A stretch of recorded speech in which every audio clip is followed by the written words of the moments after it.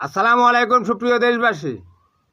রংপুরে হজরত মোহাম্মদ সাল্লাল্লাহু আলাইহি সাল্লামকে কটূক্তি করে পোস্ট দেয়ায় কিছু হিন্দুদের বাড়িতে হামলা এবং ভাঙচুর হয়েছে।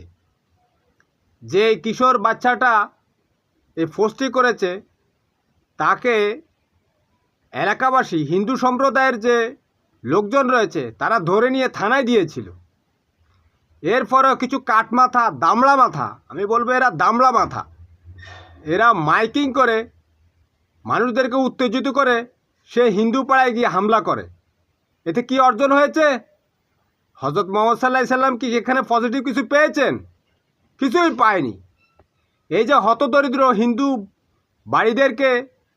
ভাইদেরকে বাড়িতে হামলা করা হলো, এটা কিন্তু এগুলোর কারণে কিন্তু আন্তর্জাতিকভাবে বাংলাদেশ একটা জঙ্গি দেশ হিসেবে